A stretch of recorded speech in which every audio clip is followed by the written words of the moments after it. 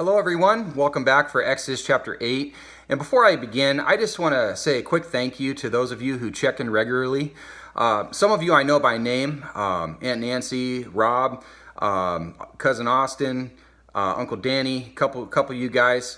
Others are anonymous on YouTube, so I don't really know who's checking in, but for those of you that give me thumbs up and encourage me, I really do appreciate it. It's nice to have a community to share this with, and you guys motivate me. I hope the Spirit of God's working on all of us, and just want to extend my gratitude and say thank you. So here we go. Exodus chapter 8, verse 1. Then the Lord said to Moses, "Go to Pharaoh and say to him, 'Thus says the Lord, let my people go, that they may serve me. But if you refuse to let them go, behold, I will smite your whole territory with frogs.'" My son might actually love this, but I'm sure it got old after a while. Verse 3. "The Nile will swarm with frogs, which will come up and go into your house and into your bedroom and on your bed, and into the houses of your servants and on your people, and into your ovens and into your kneading bowls.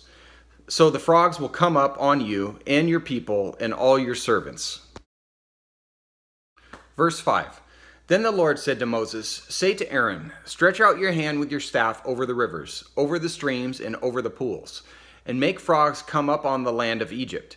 So Aaron stretched out his hand over the waters of Egypt, and the frogs came up and covered the land of Egypt.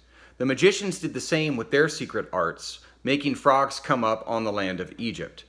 All right, so the magicians' satanic secret arts only appeared to increase the frog population to the added discomfort of the people, but could not reverse the curse. The power was insufficient compared to God. Verse 8. Then Pharaoh called for Moses and Aaron and said, "Entreat," which means to ask earnestly or anxiously to do something.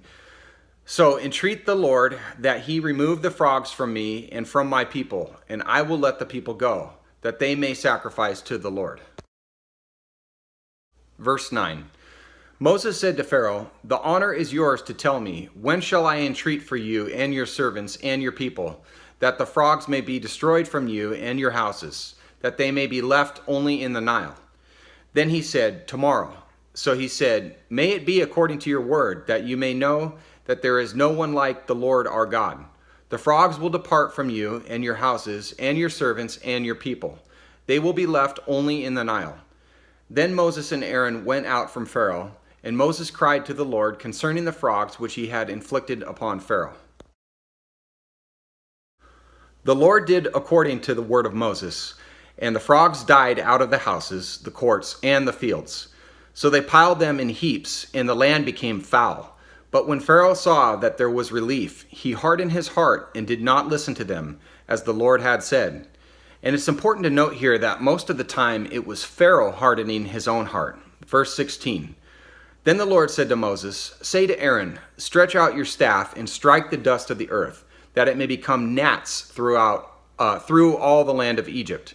They did so, and Aaron stretched out his hand with his staff and struck the dust of the earth, and there were gnats on man and beast. All the dust of the earth became gnats throughout all the land of Egypt. Verse 18. The magicians tried with their secret arts to bring forth gnats, but they could not. So there were gnats on man and beast. Then the magicians said to Pharaoh, "This is the finger of God." But Pharaoh's heart was hardened, and he did not listen to them, as the Lord had said.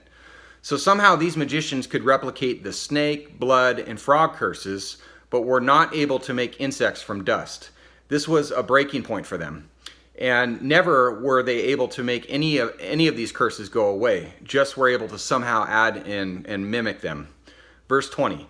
Now the Lord said to Moses, "Rise early in the morning and present yourself before Pharaoh as he comes out to the water, and say to him, 'Thus says the Lord, let my people go, that they may serve me. For if you do not let my people go, behold, I will send swarms of flies on you and on your servants and on your people and into your houses.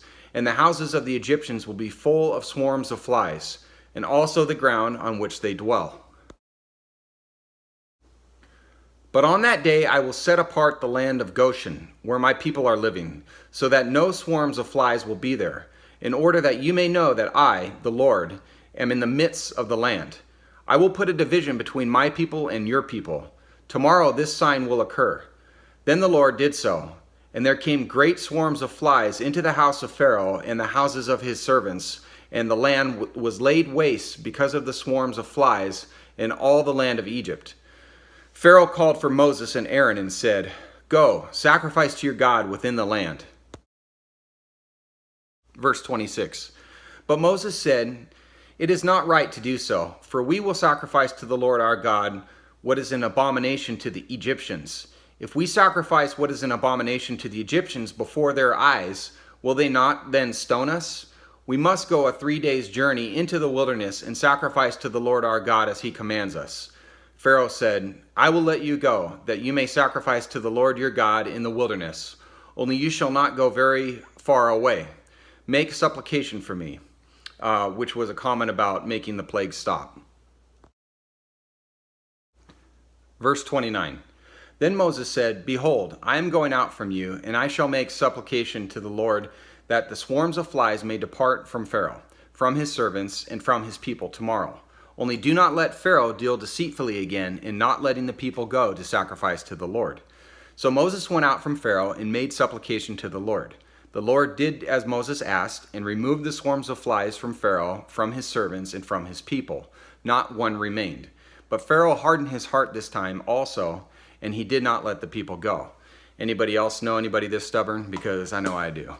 Okay, so I have a funny story to share with you guys. So my children love listening to these Christian comedians. They like Tim Hawkins and John Crist, and we listen to it in the car when we're driving places. And one of the comedians, his name is Michael Johnson Jr., came on, and he was sharing this story about how he had to do a stand-up routine in a prison. And he was scared to death. They made him leave everything at the door, and he walks in a room full of prisoners, and he's nervous, and he doesn't really know how to break the ice. And so he's kind of talking with the audience a little bit to start with. And one of the guys' names is Moses. And he says, "All right, Moses, I have a favor to ask you. I want you to stand up and turn to the security guards and tell them that you want to let your people go." I just thought that was a great story. I thought I'd share it with you. Thanks for being here. God bless you. Looking forward to tomorrow. Take care.